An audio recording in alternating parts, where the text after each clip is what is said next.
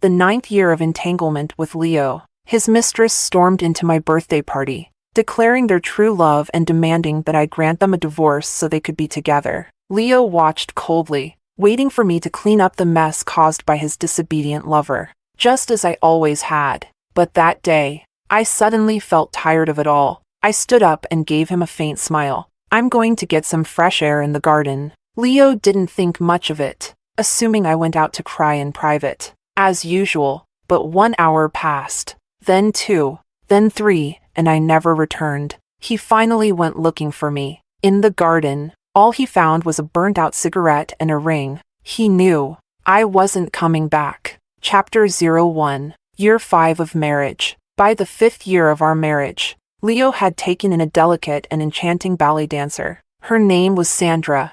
I heard that the first time Leo saw Sandra, he was captivated by her graceful elegance, her movements as ethereal as a fairy dancing under the moonlight. He kept her hidden away, treating her like a treasure, too precious to be seen by anyone, including me. But now, Sandra had come to me of her own accord. Her eyes were red, filled with accusations as she looked at me. Leo doesn't love you anymore. The one he loves now is me. Don't you think it's cruel and unreasonable to keep him tied to you through marriage? Leo and I are truly in love. Please grant us a divorce and let us be together. She cried pitifully, like a tragic heroine whose happiness was being obstructed by a wicked villain, me. I found it laughable. True love? You fell in love with another woman's husband. Don't you find that disgraceful? Sandra's face turned pale, but in the next moment, she cried even harder, looking even more pitiful. Yes, you're right. Falling for a married man is disgraceful,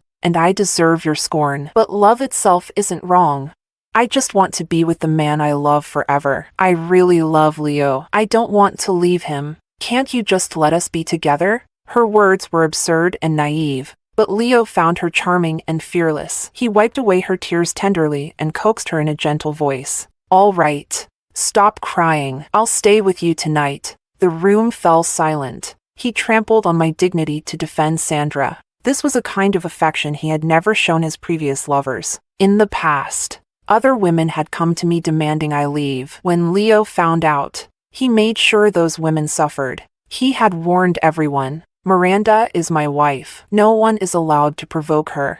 But today, Sandra ruined my birthday, and instead of punishing her, Leo indulged her. After instructing his secretary to escort Sandra home, he walked up to me and spoke in a low voice. Don't worry, I won't let her act out again, so don't lay a hand on her. He was warning me. I didn't respond right away. Leo frowned slightly, his gaze icy. Miranda, Sandra is young and doesn't know better. He even made excuses for her. I understand. Don't worry, I interrupted, nodding in agreement. Leo's expression softened. He reached out to take my hand, but I instinctively pulled away. His face darkened with displeasure, but I only smiled at him and said, I'm going to the garden to get some fresh air. Leo nodded. Come back soon. We'll cut the cake together. Okay. I turned and left, his eyes fixed on my back, but I didn't look back. Not even once. Chapter 02. I stepped out of the banquet hall and into the drizzle. I lit a cigarette. Through the swirling smoke, for some reason, I suddenly recalled the day Leo proposed to me. It seemed to be raining that day too. We met when we were 3 years old, fell in love at 16, and at 23, when Leo's business took off and he earned his first fortune, he proposed to me. Miranda, will you marry me? That day, he knelt in front of me, his hands trembling so much that he couldn't hold the ring properly. I lowered my eyes to look at him and asked just one question. Will you love me forever? Without hesitation, he swore, always. I believed him. I believed he meant it at the time. But feelings change so easily. At 27, Leo started seeing a younger, prettier woman. When I found out, he knelt before me, crying and begging me not to divorce him, promising he would change. But once there's a first time,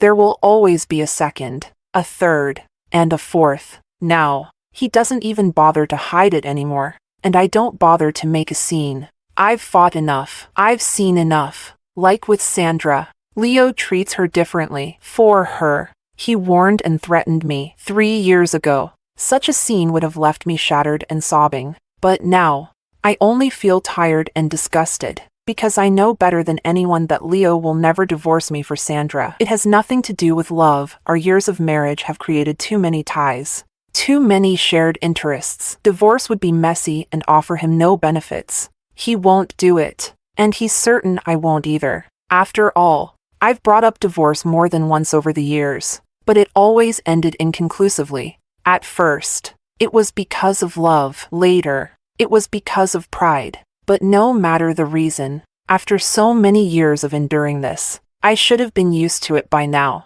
Yet this time, I suddenly felt done. I didn't want to keep playing along. The ash fell from my cigarette. It burned my fingertips, making me flinch. Just then, a waiter approached me and whispered, "Madam, the boss says it's time for you to return and cut the cake." Return? I snapped back to reality. After a brief pause, I extinguished the cigarette and smiled faintly. "Tell Leo I'm not coming back." Chapter 03. The waiter relayed Miranda's words to Leo. Leo's expression darkened. The others quickly tried to console him. "Madam is probably just in a bad mood. Women throw little tantrums sometimes, boss. You should let it slide. Women need to be coaxed, boss. Why don't you go and cheer her up?" Hearing this, Leo wavered. He and Miranda had known each other since childhood. No one understood better than him how deeply Miranda loved him. Today, he had asked Miranda to be lenient with Sandra and to coax Sandra into leaving. He had promised to spend the night with her. He shouldn't have said that. It was Miranda's birthday. He should have stayed by her side tonight. He had made a mistake. With that thought, Leo turned to the waiter. Was she crying? Miranda had always been a crybaby. She cried when she was sad, cried when she was happy, and even cried over tragic TV dramas, often losing sleep over them. She was sensitive and fragile. She must have been upset by his words earlier and had used the excuse of getting fresh air to go outside and cry in private. Leo felt a pang of guilt. Miranda was his wife, and today was her birthday. He shouldn't have embarrassed her because of Sandra. He owed her an apology. But just as he was thinking this, the waiter shook his head. "No." Madam looked very happy and radiant. Leo frowned slightly, surprised by the answer. But after a moment, his expression turned cold, and his voice was as frigid as ice. "Then what's her problem? She's acting like a child. If she doesn't want to come back, so be it." The guests exchanged uneasy glances but dared not intervene further. They could only wait. 1 hour passed, then 2, then 3. Still, Miranda did not return to the banquet hall. Leo's expression grew colder. He stood and headed to the garden. A wealthy wife throwing a tantrum and leaving over a mistress, how immature and undignified. She had made herself the subject of gossip. When he saw her, he would definitely reprimand her. But when he arrived, the garden was already empty. The sound of rain filled the air. Near a trash bin, there was only a burnt-out cigarette and a ring. Leo's heart clenched. It was the silver ring he had used to propose to her. Over the years, he had gifted Miranda countless pieces of jewelry, yet she cherished that simple silver ring the most, treating it like a treasure. But now, she had carelessly tossed it into the trash. She didn't want it anymore. At that moment, the wind picked up, carrying the rain and soaking through Leo's shirt. He felt cold to the bone. Yet his mind had never been clearer. Miranda wasn't coming back. Chapter 04. When I returned to the villa, the first thing I did was contact my lawyer. The lawyer, experienced and professional, quickly went over the division of assets with me. After all, this wasn't the first time he'd helped me prepare for a divorce, although the previous attempts always ended inconclusively. But this time was different. I was serious, focused. I didn't know how much time had passed when my phone rang. It was Leo. He had likely realized that I had left early without informing him, leaving him embarrassed in front of the guests. He sounded a little annoyed when I picked up. "Miranda, what exactly are you trying to do?" I gestured for the lawyer to pause. Then, with a calm voice, I replied, "I want a divorce." There was a brief silence on the other end of the line. When Leo spoke again, his tone had softened. "Because of Sandra?" I didn't respond, thinking he had guessed the reason. Leo seemed relieved. His voice took on a coaxing tone. Miranda, she ruined your birthday. That was her fault. You have every right to be upset. I'll have her come over and apologize to you right now. At this point, he still thought I was acting out because of Sandra, yet he wasn't willing to cut ties with her. I found it a little ridiculous. I let out a faint chuckle and interrupted him, my voice steady and calm. Leo, this has nothing to do with anyone else. Then why? I want a divorce because I don't love you anymore. Leo, the road ahead is long. I just won't be walking it with you anymore. The words felt like a weight lifted off my shoulders. There was a touch of melancholy, but more than that, there was a sense of relief and freedom. Leo was silent for a moment. On the other end, I could hear the faint tapping of his fingers against the table, a sign that he was deep in thought. When he finally spoke, his voice was low and heavy. What are you trying to pull this time? Chapter 05. He still thought I was just throwing a tantrum. It was a familiar scenario. Every time I caught him cheating, after every fight and every tearful confrontation, he would look at me with that same exhausted and indifferent expression, his eyes filled with confusion, and he would ask, over the years, my money and shares in the company have all been in your hands. Those women were nothing more than meaningless flings. No one could ever threaten your position. You will always be my wife. Mrs. Leo, whatever you want, whatever you wish to buy, you can have it immediately. Look around at the women near you. So many of them are struggling just to make ends meet. Their annual salaries don't even match the starting price of one of your rings. Miranda, what exactly are you upset about? What more do you want? Yes, what more could I possibly want? A life of luxury and privilege. So many people envied me, even my father. After beating Leo severely, eventually softened and tried to persuade me. Let it go. He said, pretend you don't know. Make it work. Love doesn't hold a candle to financial security. I understood the logic, but I just couldn't accept it. I couldn't accept that childhood sweethearts and partners through hardships would end up in a hollow, loveless marriage. I couldn't accept that love would decay into resentment and indifference. So I cried. I fought. And I brought up divorce over and over, hoping to provoke his regret and win back his love. But all I achieved was turning lovers into enemies. Love so intense it breeds hatred. Hatred so consuming it breeds death wishes. I never used to believe that saying, but in those darkest moments, I did. Leo, you probably won't believe this, but there was a time I wanted to kill you and then kill myself. I thought my words would horrify him, but instead, he asked, so why didn't you? I froze. Then I let out a soft laugh. My voice was light as I replied, because that day, you called me sweetie. Chapter 06. Sweetie, a cherished treasure. My mother passed away early, and my father raised me alone. He gave me a nickname, Sweetie. When Leo learned about it, he started calling me that too, and he called me that for many, many years. When we were young, he would hold my hand as we ran through the fields to school,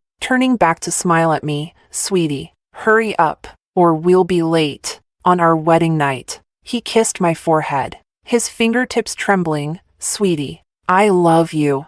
The day my father died, he held me tightly in his arms, whispering over and over, Sweetie, you're not an orphan. From now on, you have me. Don't be afraid. Back then, he loved me the most, but somewhere along the way, he stopped calling me Sweetie. Instead, it became Miranda. Just Miranda. I thought I had long forgotten that nickname, until that night, when I got him drunk and pressed my hands around his neck, tightening my grip bit by bit. He opened his drunken, hazy eyes. He saw my tear-streaked face, and instead of panicking about his tied-up hands, he frowned and asked, Baby, why are you crying? Did someone bully you? I froze. He was drunk. He didn't remember betraying me, hurting me. He only remembered loving me and hating to see me cry. So when I told him it was him who had hurt me, Leo panicked immediately. He looked up at me, his voice full of guilt.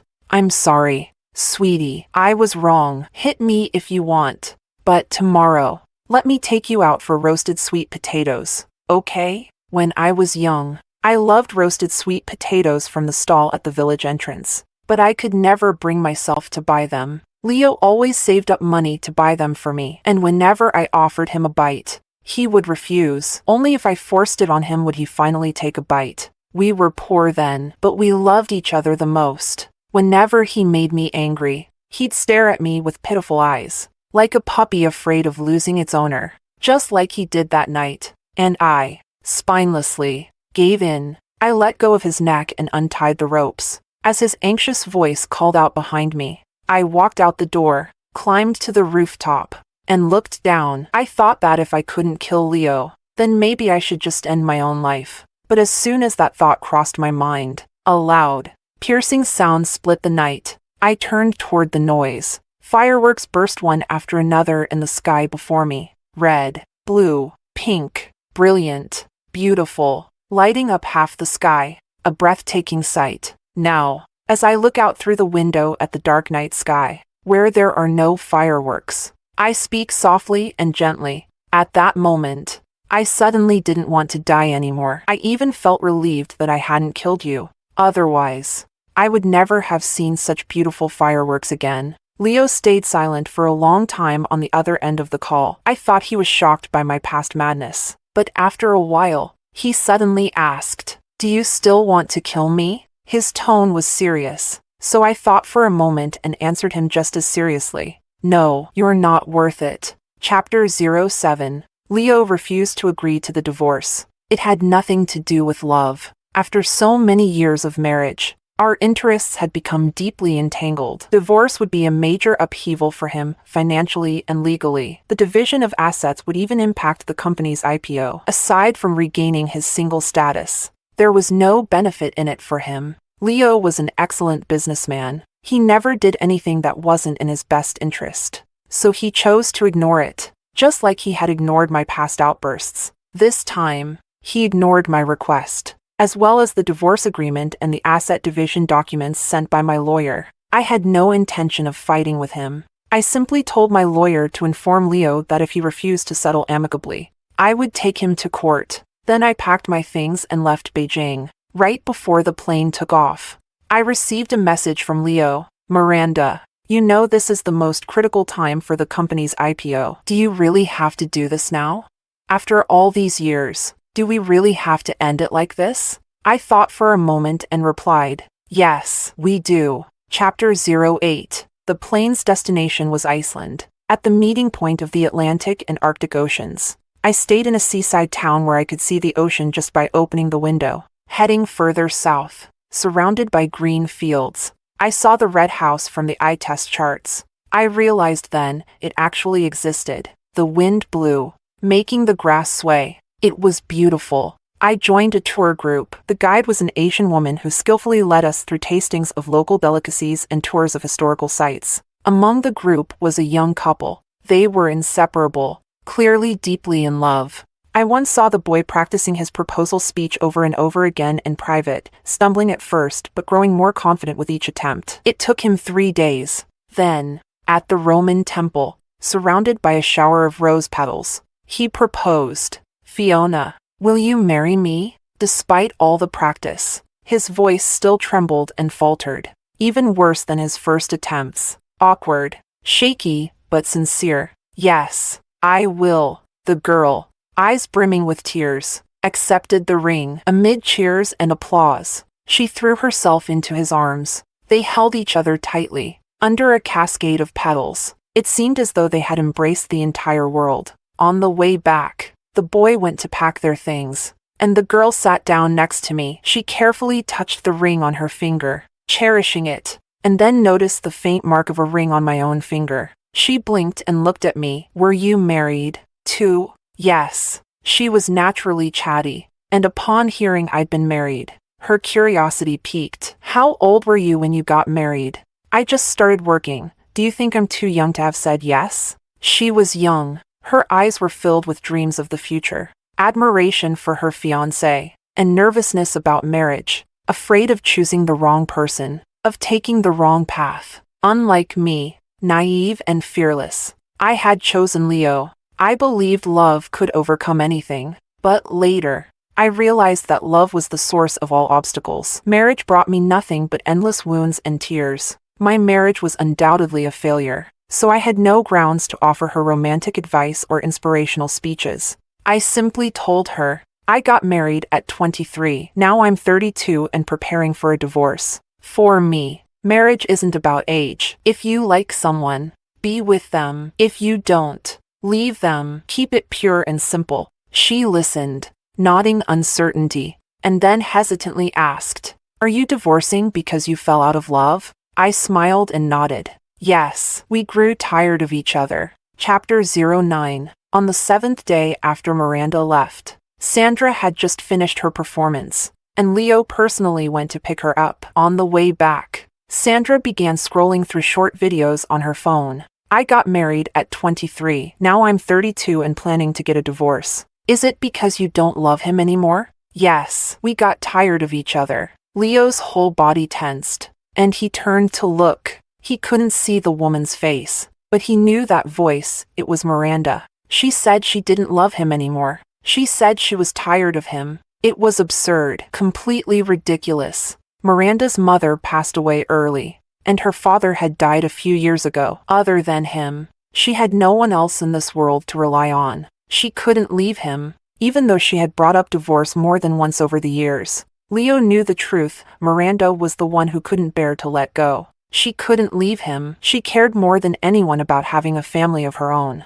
The divorce, the arguments, they were all just tactics to get his attention. There was no way she didn't love him anymore. Leo tried to reassure himself, but deep down, an uneasy feeling spread like a shadow. Desperate for reassurance, he pulled the car over to the side of the road, ignoring Sandra's puzzled look, and took out his phone to send Miranda a message. But when he opened their chat, the last message he had sent, asking when she was coming home, still had no reply. Scrolling further up, he saw her last words, to handle everything through her lawyer and not to contact her. He hesitated. Then he decided to ask where she was. But his message was met with a red exclamation mark. Miranda had blocked him. Leo's fingers trembled slightly. A hollow feeling suddenly gripped his chest. And just then, he heard the girl in the video ask Miranda if he came back now, truly regretting everything and wanting to win you back. Would you forgive him? No.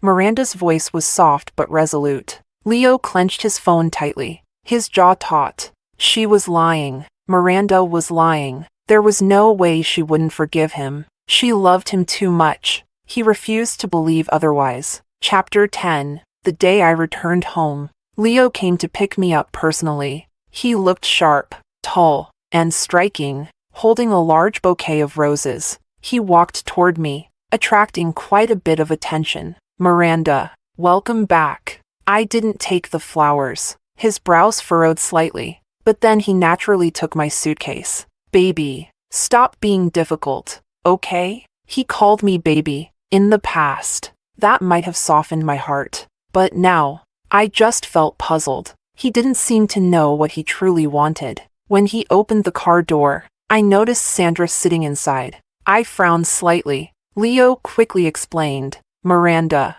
I know you're still upset that Sandra ruined your birthday. I brought her here to apologize to you. Sandra lowered her eyes, looking pitiful. I'm sorry. Sis, it's all my fault. Please don't be mad at Leo, okay? I silently watched the performance unfold. I didn't say a word. Leo reached out to hold my hand, but I avoided him. He sighed, as if helpless, and tried to compromise with me. If you don't like her, I'll end things with her. Is that okay? At those words, Sandra turned pale, staring at Leo in disbelief. But I refused him. No need. Younger women have their own charms. Leo froze. What? Before he could react, a young man suddenly knocked on the car window. When he saw me, he climbed in without hesitation, took my hand, and intertwined his fingers with mine. Sister, how could you leave me behind? Before I could speak, Leo's expression darkened as he stared coldly at the boy's hand holding mine. Who is this? The boy glanced back at Leo. Then he looked at me. Your ex-husband? I nodded. The boy smiled brightly, radiating youthful energy that was almost blinding. Nice to meet you. Ex-husband, I'm Luis, her new boy toy. His tone was unnervingly calm. Sandra frowned in disgust. How shameless can you be? Luis rolled his eyes. Excuse me? Aren't you the ex-husband's mistress? And now you're acting all high and mighty? If anyone here should be ashamed, it's you. You're a homewrecker, a shameless, disgusting homewrecker. His words hit Sandra like a barrage of bullets. Her face turned pale, her eyes red, and she trembled in anger. She looked at Leo pitifully, hoping he would defend her like he always had. But Leo didn't even glance at her. Let's go home, he said. I spoke up. Take me to my apartment, the place where I now lived. Luis had insisted on following me back home, and since he had nowhere else to stay, he moved into my apartment. Leo gripped the steering wheel tightly. Come home. I need to talk to you. It wasn't a request, it was an order. I frowned in displeasure, but seeing the look on Leo's face, I relented and nodded. Fine. Chapter 11. I returned to the villa. The layout was exactly the same as when I had left. A bit messy. After all, when I left, I took everything valuable with me. Leo's first words were an interrogation. Who is he? I raised an eyebrow. My lover. Didn't you say before that you couldn't accept an open marriage? And now you've found yourself a young man. Did you have fun with him these past few days? Leo frowned tightly. He looked up at me, a faint, careless smile on his lips, but his eyes were cold. I looked back at him and smiled. Yes, a lot. Young men have plenty of energy. My bluntness left Leo speechless, silencing his sarcasm. I grew impatient. Leo, is this what you wanted to talk about? If so, I won't waste my time. He's young, and he always has nightmares when he sleeps alone. I'll go keep him company. Those words should have sounded familiar to Leo. After all, he used to say the same thing to me. Leo clearly remembered it too. His face turned dark, but the next second, he stepped closer, looking down at me and smiling. Miranda, let's end things with them and start over, okay? The person I love is you. I pushed him away and looked at him with exhausted eyes. You don't love me. You're just upset because someone you never thought would leave actually left. And it hurt your pride. You've always been a perfectionist. When you were a kid, if a cookie had a broken corner, you'd rather go hungry than eat it. Now, you'd rather find one woman after another outside while keeping me here to preserve your perfect marriage. After all these years, I know him better than anyone. I know his coldness, his selfishness. He grew tired of me, but he won't allow anyone else to have me. That's not love. It's arrogance. Leo, you're sick. Get help before it's too late. Chapter 12. Leo fled in embarrassment, but the next day, he was outside my door again. He wanted to drive me to and from work. I didn't refuse. Since the divorce hadn't been finalized, we were still the respectable power couple we had always appeared to be. Leo treated me better than ever, reporting every little thing he did. Message after message. I didn't read them, let alone reply. At the company, people still called me Mrs. Leo. They knew my status, and I had no interest in working a 9-to-5 job. With enough money, I had no hobby of enduring hardships. I held a nominal position, only showing up at the office occasionally. I had friends at the company, so I heard about Sandra through them. This time, after seeing Leo constantly lingering near my office, one friend asked if Leo had changed his mind. I laughed, then invited her out for dinner after work. She agreed, and I texted Leo, telling him not to pick me up. I'll pick you up afterward. Okay, I agreed. Chapter 13. I left work with my friend in the underground parking lot. As she drove, she said, Leo must have broken up with Sandra, right? I told you he still cares about you, no matter how much he liked her. He'd never keep her if it made you angry. I smiled. Maybe. Over the past few days, Sandra had called Leo quite a few times. I had seen it, but Leo never answered. Even when I told him, answer it, it might be something important. Leo looked at me with a complicated expression, frustrated and hurt. You don't care. I looked at him and shook my head. No, I don't. I had stopped caring a long time ago. Yet Leo blocked Sandra's number right in front of me, as if he really had a change of heart. During dinner, my friend asked me, if he's changed, are you still going through with the divorce? I didn't answer. I looked out the window, The sky was dark, and the streets were nearly empty. A man stood under a streetlight. I couldn't see his face, but his tall figure was striking. A girl ran out of the apartment building and threw herself into his arms. The man bent down and kissed the corner of her eye. A car passed by them. The headlights lit up their faces. It was Leo and Sandra. I watched them quietly for a moment and then took pictures of everything. Just then, my phone buzzed. It was a message from Leo. "Are you done? I'll come pick you up." "No need. I'm not coming home tonight," he replied instantly. "Okay." I looked down. Leo was holding Sandra's hand, leading her into the apartment. Both of them were smiling. Chapter 14. In the middle of the night, I was woken up by the ringing of my phone. It was Sandra. She sent me a photo. Leo was sleeping soundly, his head resting on her chest. Her chest was covered in scattered kiss marks. Sensual, sticky, gone was the cold elegance she once had. "Your husband is amazing, sis. He's long lost interest in you. Why do you keep clinging to him? At least keep some dignity for yourself." I saved the photo, thought for a moment, and transferred her 50 cents. Memo, payment. Sandra lost it, bombarding me with messages. I didn't read a single one. Instead, I forwarded the photo to my lawyer. "Evidence of infidelity. Get me as much as you can." The lawyer replied instantly, "Don't worry." Chapter 15. The next morning, when I went downstairs, Leo was already waiting at the door. "Good morning, Miranda." He looked refreshed, satisfaction lingering between his brows after a night of indulgence. He had brought me breakfast, pan-fried buns and soy milk, my old favorites. I picked at one or two absent-mindedly, answering his questions half-heartedly. My indifference was obvious. Since rising to power, no one had treated him with such blatant disregard. His expression darkened. "Miranda, do you really have to treat me like this?" He stopped the car and looked at me, and to my surprise, there was a hint of grievance in his eyes, as if I had wronged him.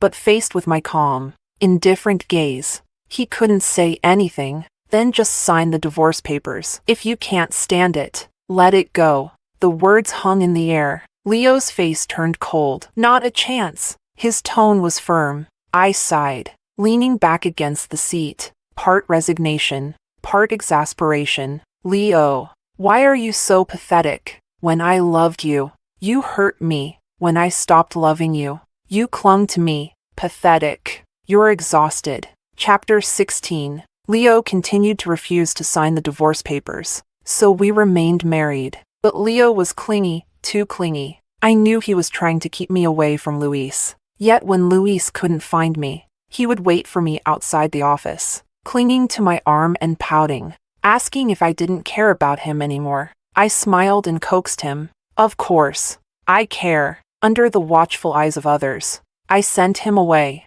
But when I turned around, I saw Leo standing at the entrance, watching me from a distance. I didn't know how much he had seen, but he said nothing, turning and leaving the company alone, as if he was sulking. But I didn't care. It rained today, the weather turned cold, and I went home alone. As soon as I arrived, Leo took my hand and led me to the dining room. "Didn't you say you wanted lamb soup from the south of the city? I bought it for you." His hand was ice cold. I glanced at him and noticed he was soaked through, his face pale from the cold, yet his eyes were filled with hope and eagerness to please. I took one sip and put the spoon down. "It smells gamey. You drink it." I turned to leave, but Leo grabbed my wrist. "I went out of my way to get this for you because you said you liked it. It took me 2 hours to find the stall. It started raining, and the stall had no cover, so I waited in the rain. But you only took one sip, and you didn't even care enough to ask if I was okay.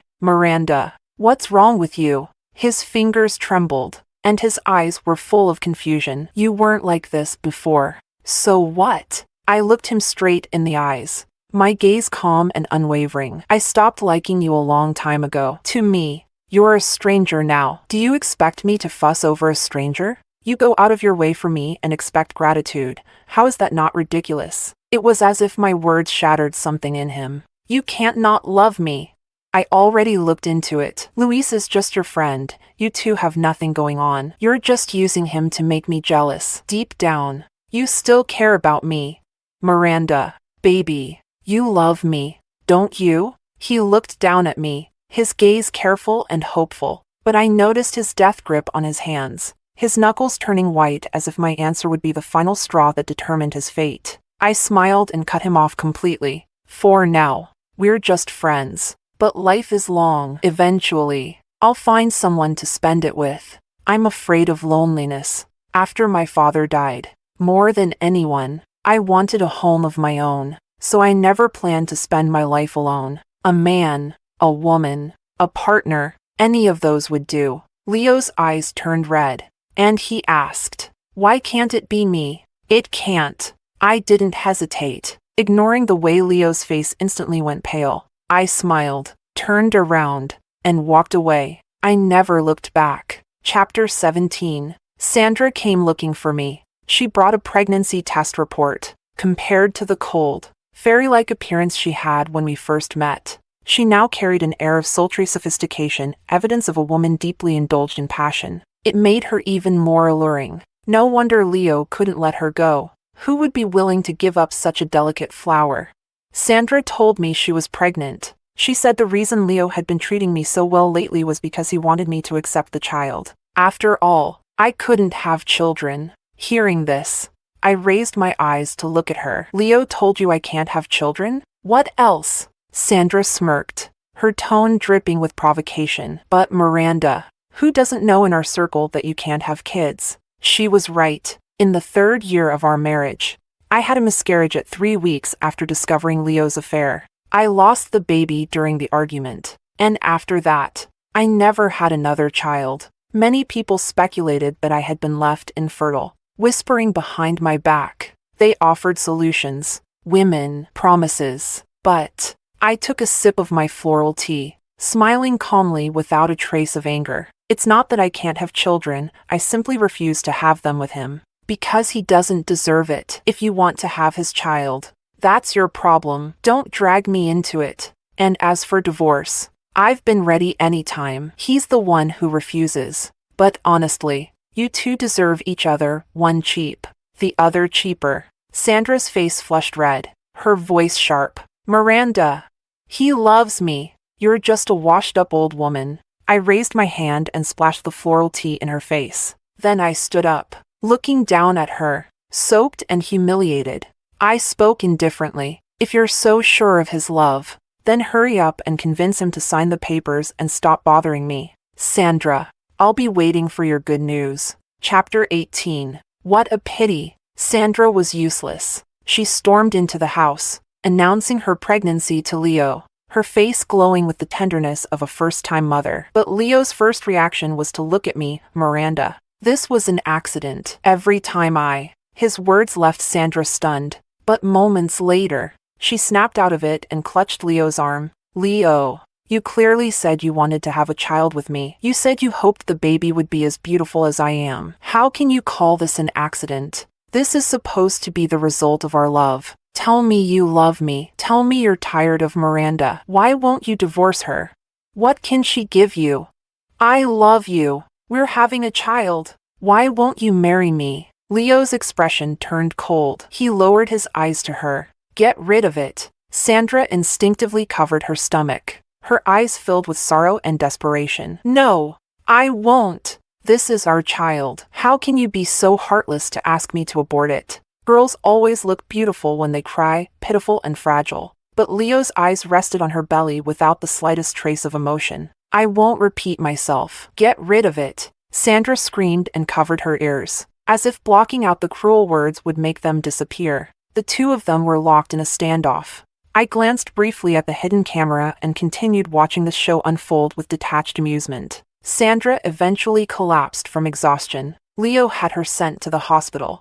"I'm sorry, Miranda. I'll handle this properly. He promised me." I paused, then smiled. "Don't bother. I don't care." The words fell. Silence filled the room. Leo stared at me, his dark eyes swirling like a pool of ink, but the corners were tinged with fragile red. "You don't care?" He looked utterly wounded by my indifference. I met his gaze firmly. It wasn't until he instinctively grabbed my wrist that I noticed how badly his fingers were trembling. How can you not care? You're supposed to be upset. You cry so easily. Why aren't you crying now? Miranda, baby, please don't look at me like that. There was a hint of pleading in his voice. At that moment, he seemed pitiful, reduced to begging for my pity. But all I felt was disgust at him and at the dirt he represented.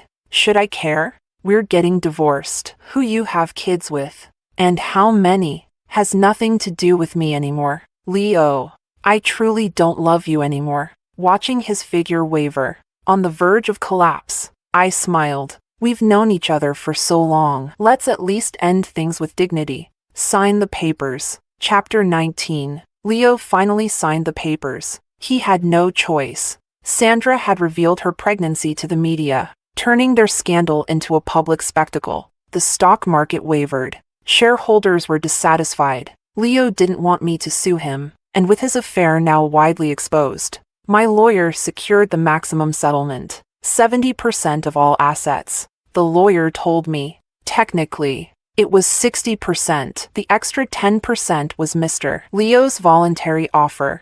I smiled and accepted it without hesitation. The day I walked out of the civil affairs office, it rained. Maybe I have some connection to rainy days. All the major events in my life seem to happen on rainy days. The day we got engaged, the day we married, the day Leo first cheated, the day I decided to leave, and now, the day we divorced. Under the drizzling rain, Leo stood beside me and said softly, "Let me drive you." I shook my head. No need. Someone's coming to pick me up. Right after I spoke, Luis appeared with an umbrella. Sis, I'm here.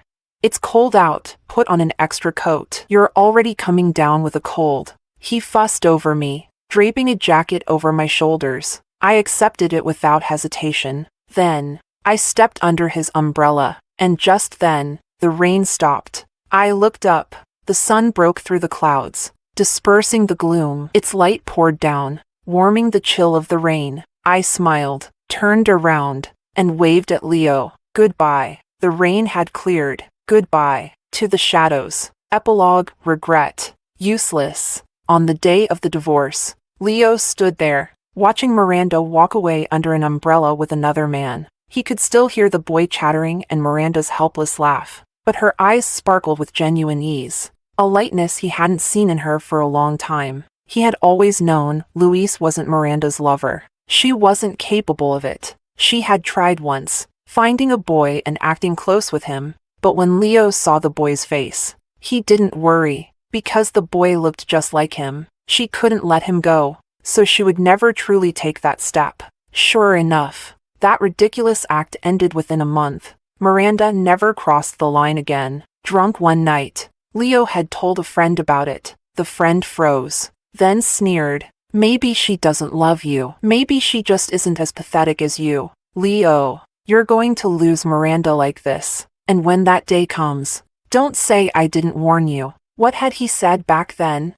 Leo thought for a moment before remembering. He had laughed confidently and said, "Impossible. She'll never leave me." He thought he didn't love Miranda anymore. After so many years, he had been sure he was tired of her. But now, watching Miranda's figure disappear into the distance, his chest felt like it was being torn apart, as if he had lost the most important thing in his life. For a moment, he wanted to run after her, but as he took the first step, he stopped. He knew Miranda wouldn't turn back. She had once told him, "If you like someone, stay with them. If you don't, leave." Leo, I really don't love you anymore. Let's end this. She hadn't lied. She simply didn't love him anymore. Not ever again.